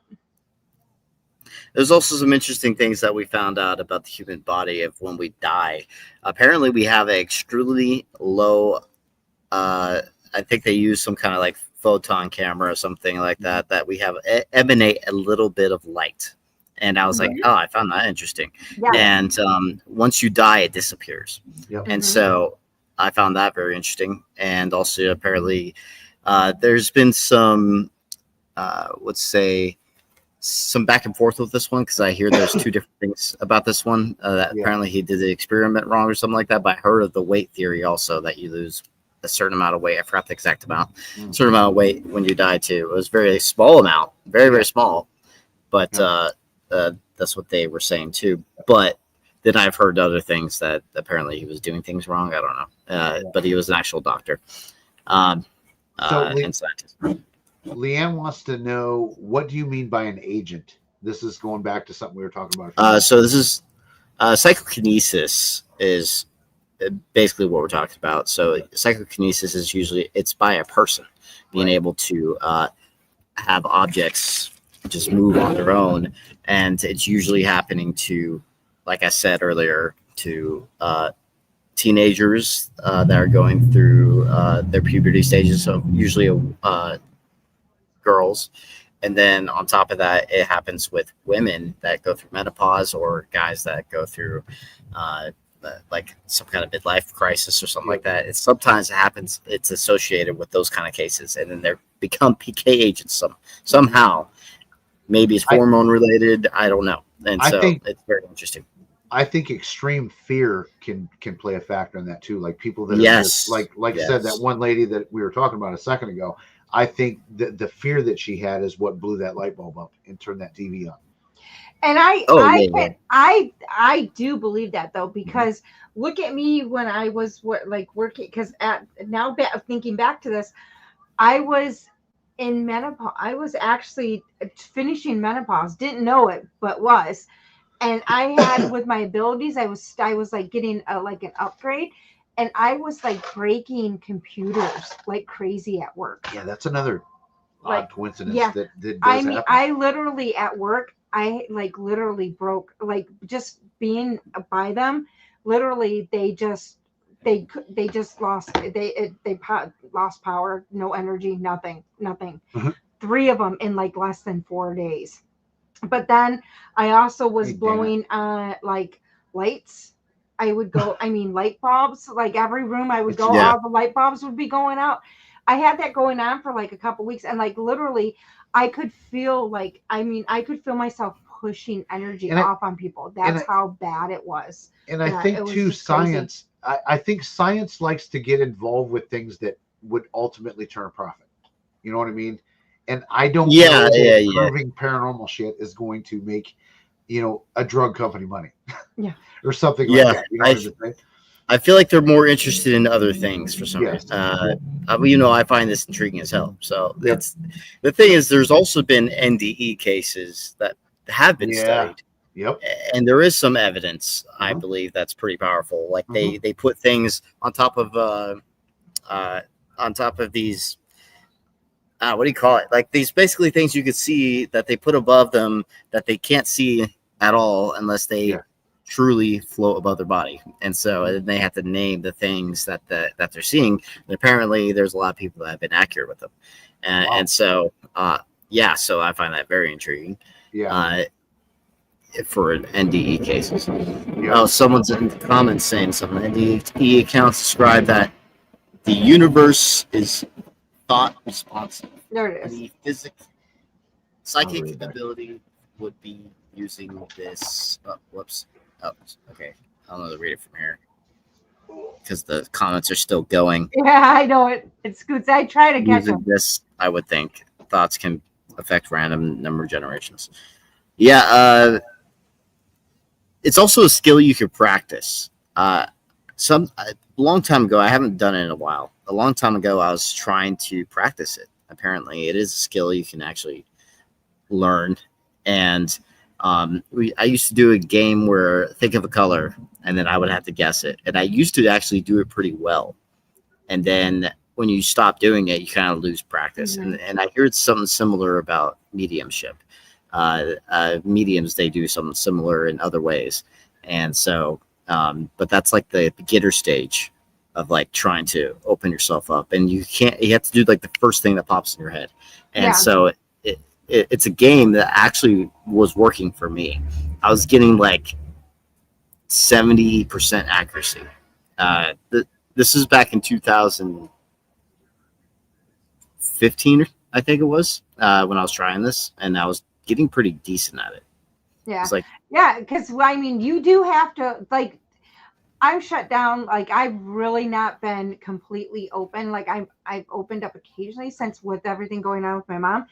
And it's like when you shut yourself down, you can feel like when it gets bad, it's like, oh my God, this is taking forever because you every day you have to as a medium, you have to go through your steps. If you don't, you lose it. I mean, you start losing and backing off of it, which and it just doesn't seem you're as in tune with stuff. So I mean, you do have to practice at it, but Yeah, data. I agree. 70 is high. I could be a little wrong on that because it has been a while. It probably was 60 or something like that. But I was getting pretty accurate. It was pretty weird. And I want to practice that again later. Parapsychology I find very interesting. yeah. And so I do. And the thing is, I'm so busy with so many other things that like I'm not giving myself the time to really start. But you'll have more time coming And up. First, hang on one second. Yeah, Sky Talker, thank you for the For two two. gifted memberships. We appreciate you. Sky has been around since like day one on Boo. So And it's funny We though love you, Sky. because meditation. I mean, it's like people don't realize with meditation how focus you can get so focused on stuff, and it can change like your thought processes and everything by just doing. No, I can't. I can't. Okay, that's right. He's This trying is to get me to great. drink alcohol, and it's like I'm trying I to can't. get sponsored by Good Boy, by the way. But I mean, it does make a difference. Like, because I even tell people when people are like, well, how do you get the focus? Because it's like everybody can get to that point of that detailed focusing and being able to be more in tune. I said the basic way to start is when you're falling asleep at night, you start from a certain number and count backwards and they'll focus on your breath. That clears your mind. That's the thing. You have to clear your mind. So, but here's to get to that point. So here's a weird thing. So there for a while, she was listening to these meditation things to go to sleep and whatever, for psychics and whatnot. Dude, those would give me the most vivid, fucked up dreams in my life listening to those. But it did to me too when I first started. But it's when you start meditating. Oh my God, I hated it. It's because it's your brain trying to block. No, mine were bad. I had bad ones, but I mean, mine not were as bad as yours. Joe characters were fighting Russia, and I was in the tank with them. When you start to do meditation and that, it's like your brain is trying to block it because it's something it's not used to doing, and trying to calm. Your brain's not used to being calmed down, and with me being ADHD. That's even harder to calm it down. So if I can get my brain calmed down, hey, it's worth it. It was like those. So I was on the nicotine patches for a while. Oh my gosh. You want to talk about vivid, fucked up dreams? Oh my God. But they were all stupid. But they were real. I don't know. Jeff, what did you think about being hypnotized? Did you even watch that back? Yes, I did. That was crazy to listen to and watch. Well, let's tell Matt what this question is. I want to know. Yeah, I want to know your experience on that. So I did a past life regression session with what the hell was his name? I can't think of it. God damn it. He's really good. He's from the UK. Paul. Yeah, I can't think of his last name. Paul Goddard. He's okay. He's pretty well known for doing this thing. So I was like, you know what? I want to try this just to see what it is and whatnot. So so when he hypnotized me, I thought it's not what I thought it was going to be like. I thought I would be completely numb to everything going on around me. And maybe I wasn't actually hypnotized. I don't know. But when he would ask a question, I had an image immediately in my head about. And I would write it down. But it wasn't anything that if I were to create something in my head, like who I was in the past, I would have not come up with this guy. But it's crazy because with his everything that it led to, he was a carpenter in his past life. And my memory sucks. Those images that happened that day in my head, if I could draw them out right now. And it's crazy. I mean, in detail. We did find one location, one city, he said. We did find a building that matched one of the things he had. Like, as he was describing stuff, I was looking it up and trying to see if I could. And sure enough, there's one location he picked. And there was the house he described. It's like in the middle of the town. And Yep. It's a tiny, tiny little town. It was in the middle of the town, and it was one of the older buildings that was up there for back to the time around the time frame that he was talking about. And everything that he described there, that family name was there. Everything. It was so weird to Yeah, do because that. Lana looked that stuff up Yeah, too. But it was crazy. was I hypnotized and did I have a past life? I don't know. I could have created it all in my head, but it wasn't. I don't know, man. It was weird. You should do one with him. It's pretty cool. I actually want to. Yeah, his name is Paul Goddard. It was like pretty cool. it was cool. You know, I actually want to do that. Yeah. And I thought I'm a lot more open to this stuff. Just to so yeah, and I am too. Like I was like, okay, I'm not gonna like poo-poo this or nothing like that. But then again, I'm like, shit, can I even be hypnotized? I was nervous about that. You know, like especially because he can't meditate. Because I do try and have an open mind with stuff like that, but I thought something would prevent me from doing it. Now, so was I hypnotized? Is it a logical I don't know. I really don't know. I'm not going to say it was legit, but I can't rule it out based on my experience with that. And there again, a lot of the people that watch us and stuff like that, you just got to kind of, unless I prove to you that I'm dishonest or something like that, you just got to take my word for it. You don't have to believe everything I say, but you have to believe that I'm not making shit up and lying. But I even did it a different way. I did it through a shamanic way of doing like going backwards, and mine came up that I was a healer. Well, what I do now, I work in the medical field. So it's like, okay, how, and I've worked in the medical field for quite some time. So it's like you probably were a healer, and then when you look back, it's like everything from a shamanic way, I was a healer. So it's like, okay. I'll send you his name so you can look him up, because if you were to cool. do it, I would do it with that guy. And the only reason I was listening is because he was terrified to be hypnotized. I was afraid I wasn't going to come out. So that's the only reason I had to sit here. It's like you got to sit there and you can't fucking move and you can't make a noise, but like you got to sit in here with me because I'm afraid. So then I started looking up everything as he was saying it. It was pretty cool. Yep, and so did Lana. She was looking it up too, and she found some stuff that was like, Jesus. I think there was a couple of stuff that both of us found, and we were both like, because she lives in UK and I found it, and we're like, oh my god, no way, we both found the same stuff. So we did make a video, and it's on our channel if people want to see it. It's called, it's Clear Past Life Regression Session. So it's on our breaking up for me. Oh, we're breaking up. You got fuzzy all of a sudden. Uh-oh.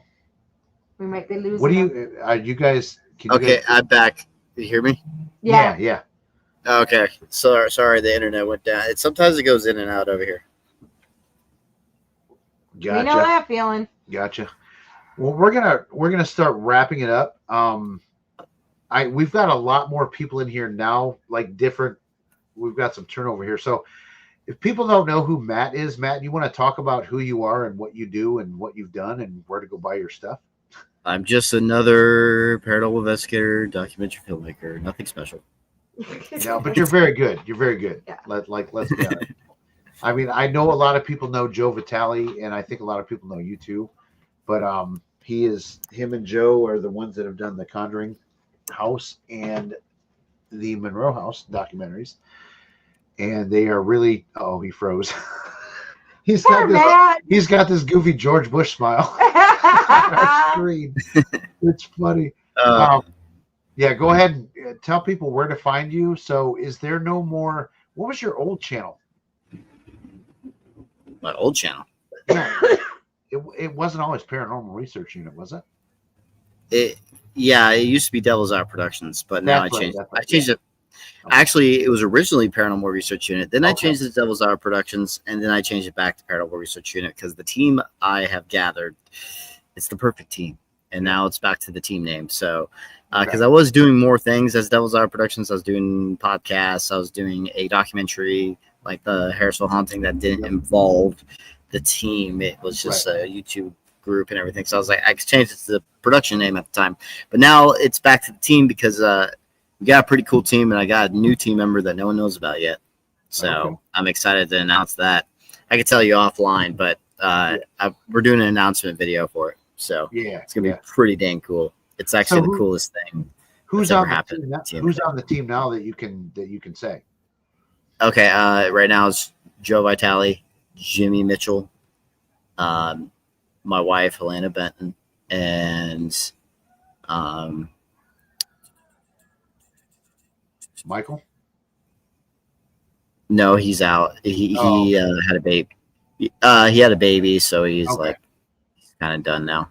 And then my brain's going blank. Dwayne West, and Tanya. They're more of like part time because of how they getting around and everything is kind of expensive.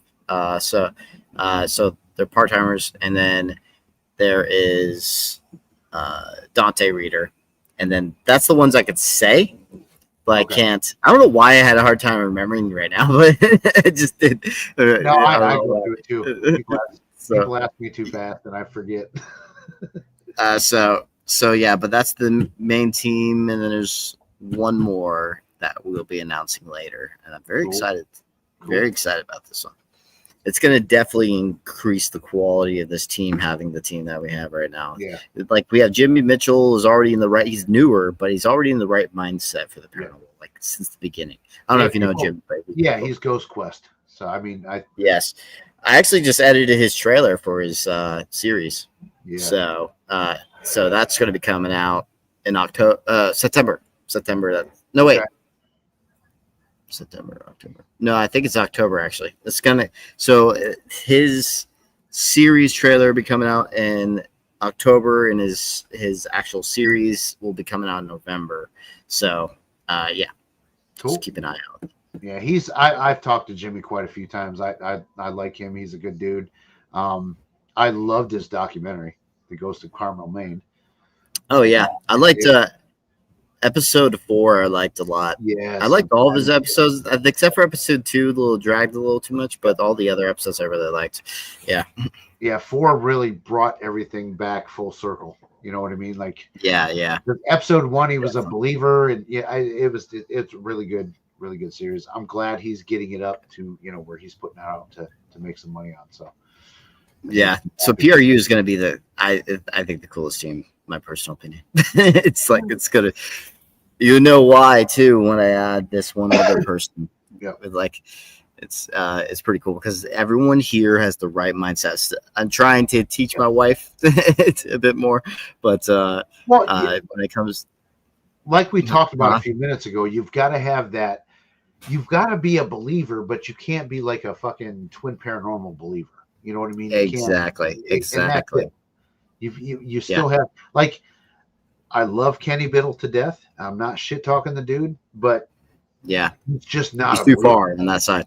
Yeah. He's too far on the other side. That's why I said it's bad to be too far on either side, because you're not open minded. He says he is, but he's not. I feel like he's too far on that side. But I've learned things from Kenny, and I like I said, I enjoyed going out with him, and I learned shit doing. But he is definitely he's the extreme right, we'll say. Or left, whatever, it doesn't matter. But you know what I'm saying. He's on he's a polar opposite. Yeah. So that's exactly the point. You want to be in between Kenny Biddle and Eric Connor, straight in the middle. So it's like Yep.